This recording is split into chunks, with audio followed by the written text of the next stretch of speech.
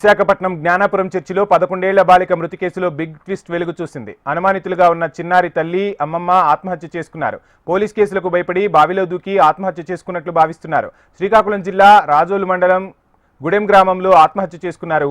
బావిలో విగతజీవులుగా పడి ఉన్న వారిని చూసి పోలీసులకు సమాచారం అందించారు గ్రామస్తులు. విజయనగరం జిల్లా డెంకాడకు చెందిన చిన్నారికి గాలి సోకిందని భావించి ఆమె తల్లి, అమ్మమ్మ ప్రార్థనలు చేయించేందుకు విశాఖలోని జ్ఞానాపురంలో ఉన్న ఓ చర్చిలోని జీసస్ బలిపీఠానికి తీసుకువెళ్లారు. ఈ ప్రార్థనల సమయంలోనే చిన్నారి పూర్ణచంద్రిక చనిపోయింది. అక్కడున్న ఆనవాళ్ల ప్రకారం బాలిక ముఖాన్ని చున్నీతో చుట్టి నోటిలో గుడ్డలు కుక్కినట్టు తెలుస్తోంది. ఆరోగ్యం కుదుటపడుతుందని తీసుకెళ్తే ప్రాణాలే పోయాయి. దాంతో ఆ బాలిక మృతి అనుమానాస్పదంగా మారింది. ఈ ఘటనపై పోలీసులు దర్యాప్తు చేస్తున్నారు. ఈ సంఘటనపై మరింత సమాచారం మా విశాఖ ప్రతినిధి అనురాధ అందిస్తారు. విశాఖ జ్ఞానాపురం దగ్గర ఒక చర్చ్లో 11 ఏళ్ల బాలిక అనుమానాస్పదంగా మృతి చెందింది, పూర్ణచంద్రిక.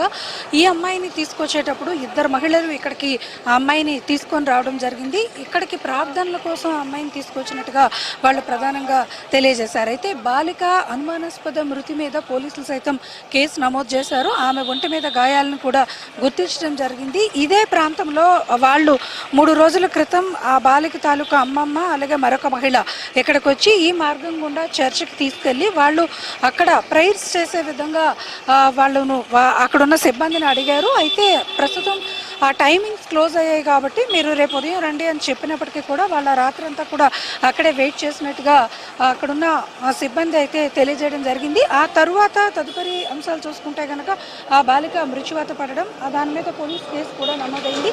అయితే విజయనగరం డెంకాడ ప్రాంతానికి చెందిన వ్యక్తులుగా వాళ్ళు గుర్తించారు. తిరిగి ఆ మహిళలు మళ్ళీ వాళ్ళ సొంత గ్రామానికి అయితే వెళ్ళిపోయారు.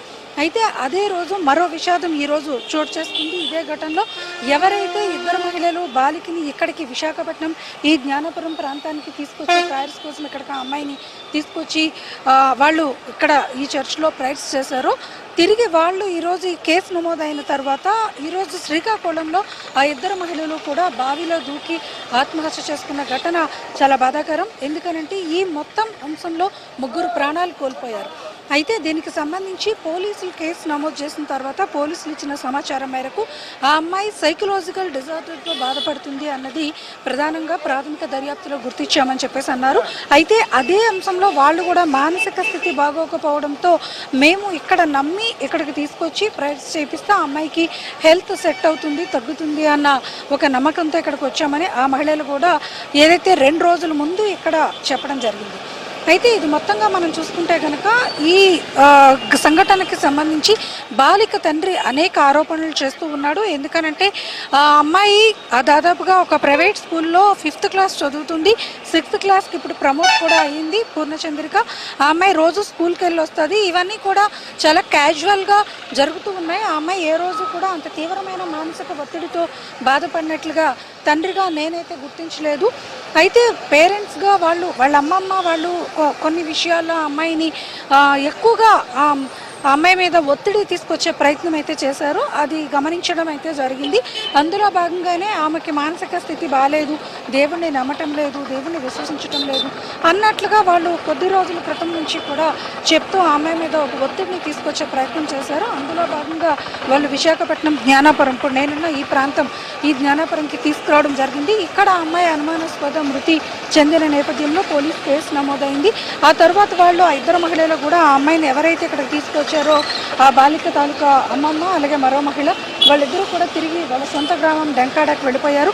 డెంకాడకు వెళ్ళిన తర్వాత ఈరోజు మళ్ళీ వాళ్ళు శ్రీకాకుళంలో ఒక బావిలోకి దూకి ఆత్మహత్య చేసుకున్న ఘటన చాలా బాధాకరం. మొత్తానికి చూసుకుంటే కనుక ఈ సంఘటనలో 3 ప్రాణాలు కోల్పోయారు. అలాగే ఈ సంఘటనకు సంబంధించి అనేకమైన అనుమానాలు, ఆరోపణలు కూడా తలెత్తుతూ ఉన్నాయి. ముఖ్యంగా ఆ అమ్మాయి సైకలాజికల్ డిజార్డర్తో బాధపడుతుందా లేదా లేకపోతే కేవలం ఒక మూఢ విశ్వాసంతోనే వాళ్ళు ఇక్కడ తీసుకొచ్చి ఆ అమ్మాయిని తీవ్రమైన ఒత్తిడికి గురి చేస్తున్న నేపథ్యంలో ఆ అమ్మాయి అన్కాన్షియస్ అయ్యి మృత్యువాత పడిందా, ఇలా చాలా రకాలైన ఆరోపణలు, చాలా రకాలైన సందిగ్ధాలు ఈ కేసులో ప్రధానంగా వస్తూ ఉన్నాయి. కాబట్టి ఈ కేసును అయితే మాత్రం పోలీసులు ప్రస్తుతం దర్యాప్తు చేస్తూ ఉన్నారు.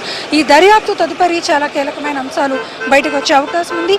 చాలా విషయాలు వెలుగు చూసే అవకాశం ఉంది. ఈ నేపథ్యంలో ప్రస్తుతం ఆ 2 మహిళల మృతి తర్వాత ఈ కేసుకి సంబంధించి ఆ బాలిక తండ్రి అలాగే ఇతర కుటుంబ సభ్యులతో దర్యాప్తు అయితే మాత్రం వేగవంతంగా కొనసాగుతుంది. చూడాలి మరి ఈ కేసులో ఇంకా ఎలాంటి ఘటనలు వెలుగు చూస్తాయనేది మాత్రం. వీడియో జర్నలిస్ట్ ధనుష్తో అనురాధ, హెచ్ఎం టీవీ, విశాఖ.